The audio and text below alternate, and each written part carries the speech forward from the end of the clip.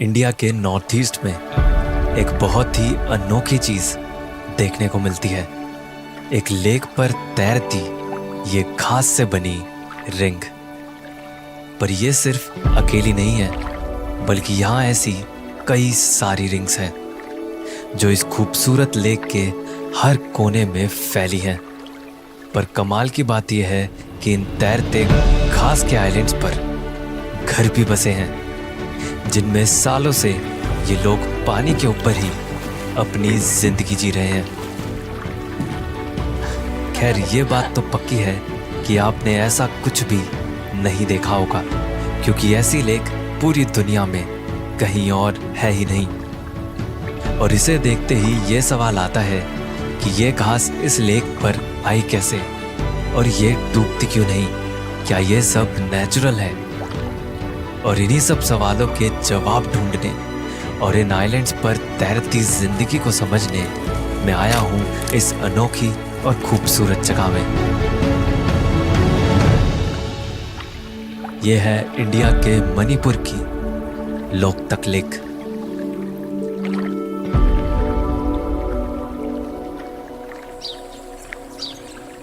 ढाई 250 square kilometre में फैली Loktak lake north east India की सबसे बड़ी फ्रेश वाटर लेक है, जो मॉनसून आते ही 500 स्क्वायर किलोमीटर से भी ज़्यादा एरिया में फैल जाती है। पर इसे जो सबसे खास बनाता है वो है इस पर तैरते ये घास के आइलैंड्स, जिन्हें कहते हैं फुमदी। जो भी फुमदी आप यहाँ देख रहे हैं वो सिर्फ उसका 20% हिस्सा है, क्योंकि असल में फुमदी का 80% से ज़्यादा पार्ट पानी के अंदर छुपा होता है। वैसे तो फुमदी नेचुरली बनती है और इनकी कोई फिक्स शेप भी नहीं होती, लेकिन जो गोल गोल फुमदी के रिंग आपको दिख रहे हैं वो यहाँ के लोकल लोगों ने खुद बनाए हैं। ये लोग फुमदी को काटकर रिंग या सर्कल की शेप देते हैं ताकि उन्हें फिशिंग करने में आसानी हो, और ऐसी स्पेशली बनाई फुमदी को अत्तपम कहते हैं।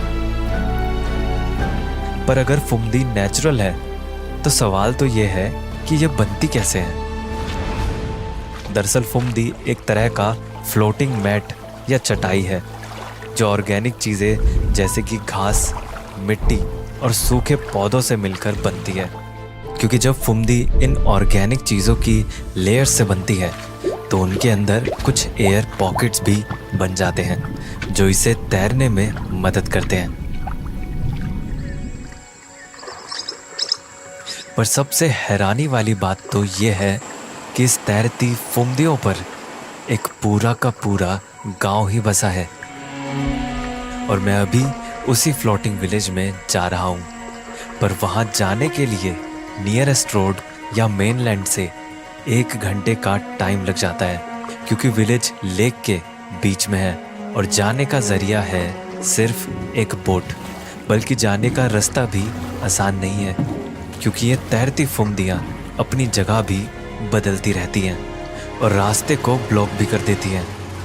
तो इसलिए कभी कभी इनके बीच से निकलने के लिए बोट से ही बैम्बो की मदद से इन्हें धक्का दिया जाता है। और ऐसे ही कई बार रास्ता क्लियर करने के बाद आता है ये खूबसूरत फ्लोटिंग विलेज।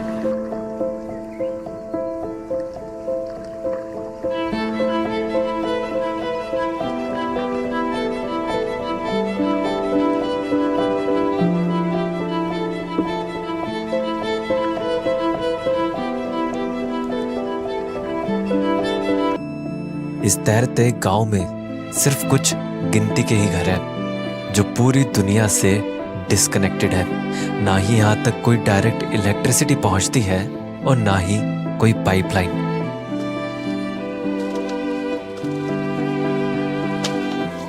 अब ये जगह चाहे दुनिया से कटी हो, पर यहाँ ज़रूरत की हर चीज़ मौजूद है। और यहाँ पर ये मेरे पीछे किचन है जहाँ पर इन्होंने चूल्हा अच्छा खासा चूल्हा रखा हुआ है, वरना ये लकड़ी का चूल्हा भी यूज़ करते हैं। तो ये चूल्हा रखा हुआ है। ये सिलेंडर भी बोट के थ्रू आए हैं, बोट के थ्रू ही आते हैं सिलेंडर वगैरह, इनके पास गैस भी ऐसी पहुँचती है। और वहाँ कुछ बैटरीज रखी हैं जो सोलर पैनल से चार्ज होकर यहाँ पर इलेक्ट्रिसिटी को पहुँचाती हैं इस विलेज में। अब इस फुमदी पे बने घर पर ज़्यादा भारी फर्नीचर तो नहीं रख सकते, इसलिए बेड के लिए भी इनके पास एक जुगाड़ है। तो ये जो इनका बेड भी है वो भी इन्होंने पूरा नीचे बैम्बो लगा के और उसके ऊपर ऐसे लकड़ी का फट्टा लगा के बनाया हुआ है। मतलब बेड भी बैम्बो के ऊपर ही है, तो बैम्बो के ऊपर ही ये लोग सोते हैं और उसके ऊपर एक गद्दा डाला हुआ है। यहाँ रहने का तो सब समझ आ गया, पर यहाँ पीने का पानी कहाँ से आता है? तो यहाँ पर लोग पीने के पानी के लिए लेक का पानी यूज़ करते हैं, जिसमें ये लोग ये एक तरह का केमिकल है, कुछ मेडिसिन है, उसको यूज़ करते हैं और इसको पानी में डाल के घुमाते हैं, इसको निकाल कर पानी को ऐसे छोड़ देते हैं और फिर वो पानी पीने लायक हो जाता है। मतलब इस तरीके से पानी को यहाँ ड्रिंकिंग वाटर को साफ़ करके पिया जाता है।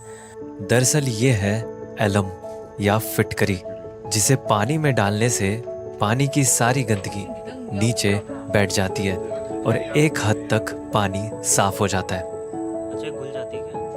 तो एक तरह से लेक का ही पानी है जो पीने में यूज़ हो रहा है, चाहे वो नहाने धोने में यूज़ हो रहा है और या वो फिर कुकिंग में यूज़ हो रहा है। और जो कुकिंग का पानी है वो एक तरह से लेक का डायरेक्ट पानी यूज़ होता है, सिर्फ ड्रिंकिंग वाटर को ये इससे साफ़ करते हैं। तो इस तरह से यहाँ का पानी चलता है। और घर के साथ में ही एक टॉयलेट भी है, जो कि है एक तरह का बायोडाइजेस्टर टॉयलेट, जिसे इन घरों में एक एनजीओ ने लगवाया है ताकि इससे लेक गंदी होने से बच सके। ऐसे ही कई जुगाड़ लगाकर यहाँ पर जिंदगी चल रही है, और एक जुगाड़ इस दलदल जैसी जमीन पर चलने के लिए भी है। ये आप देख सकते हैं जैसे कि पूरा एक बैम्बो का वो डाल रखा है, पूरा एक बैम्बो का डंडा डाल रखा है और ऐसे कई सारे बैम्बो रख के एक गली बना रखी है ताकि जिस पे पैर रख के चल सके, क्योंकि ये देखो पूरा हिल रहा है, पूरा फ्लोट हो रहा है और मेरे को भी खड़ा होना भी मुश्किल हो रहा है। इस तरह से ये इस तरह की ज़मीन है और यहाँ पर लोग रह रहे हैं, पता नहीं यार कैसे। इस पर चलना कितना मुश्किल है आपको मेरे गिरने से पता चल जाएगा।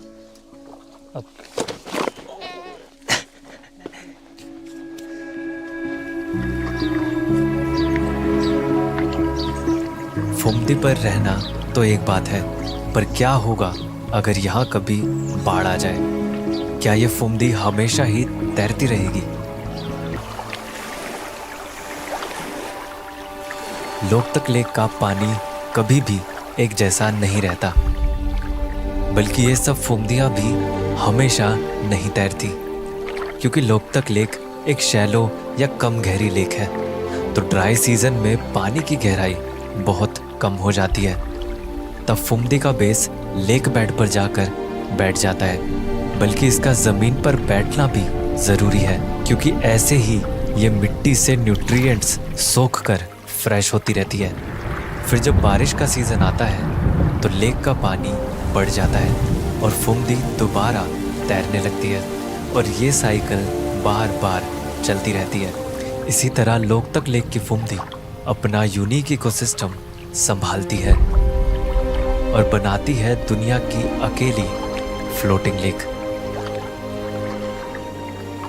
पर अगर आप इन फुमदी पर बने घर देखकर ही हैरान हैं, तो अभी तो इनका एक और करिश्मा बाकी है, क्योंकि लोकतक लेक में एक इतनी बड़ी फुमदी भी है जिस पर पूरा का पूरा नेशनल पार्क है।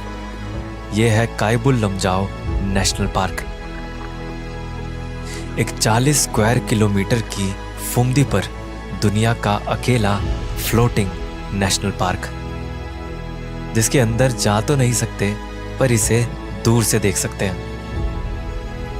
वैसे तो इस पार्क में कई जानवर रहते हैं, पर यहाँ एक ऐसी डियर की स्पीशीज भी है जो दुनिया में कहीं और नहीं है, संगाई डियर। ये खूबसूरत डियर मणिपुर का स्टेट एनिमल भी है। ये बात तो हुई फुमदी की, पर लोकतक लेक के अंदर कई तरह की फिशेस भी रहती हैं, और यहाँ फिशिंग करना इन फ्लोटिंग आइलैंड्स पर रहने वाले लोगों की जिंदगी का एक अहम हिस्सा है। और इस अनोखी लेक में मछली पकड़ने का तरीका भी अनोखा है। जिस फुमदी से ये लोग रिंग बनाते हैं उसमें चारों ओर एक नेट भी लगाया जाता है और कुछ घंटों बाद इस रिंग के अंदर की सारी फिशेस इस नेट में फंस जाती हैं और फिर कई लोग एक साथ नेट को खींचकर बाहर निकालते हैं, जिसके अंदर से हजारों की तादाद में मछलियां बाहर निकलती हैं, जो कि अलग अलग साइज और टाइप की होती हैं।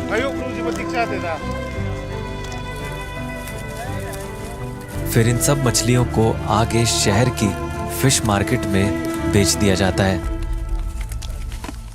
और ऐसे ही फ्लोटिंग विलेज पर रहने वाले लोगों की गुजर बसर होती है, जिनमें से कुछ लोगों का ये इकलौता कमाई का जरिया है।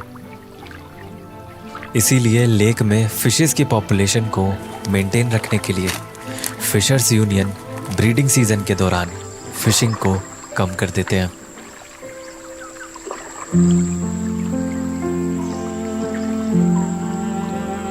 मैंने जब तक लोकतक लेक को अपनी आंखों से नहीं देखा था तब तक मैं सिर्फ इस जगह से अनजान नहीं था, बल्कि इस बात से भी बेखबर था कि दुनिया में ऐसी कोई जगह होती भी है। एक लेक पर ऐसे तैरते आइलैंड्स का होना जिनकी ज़मीन पर चलना भी मुश्किल है, उस पर घरों का होना। बेशक नेचर और इंसान के तालमेल के बिना ये होना नामुमकिन है।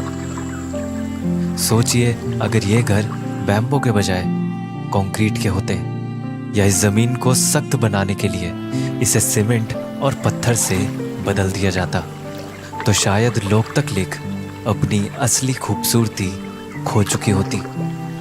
लेकिन यहाँ के लोगों ने लेक को बदलने के बजाय अपने आप को बदला है। इसकी वजह से ऐसे मुश्किल हालातों में भी यहाँ जिंदगी चलती रहती है, क्योंकि शायद ये लोग समझते हैं कि नेचर हमारी नहीं है, बल्कि हम खुद नेचर के हैं।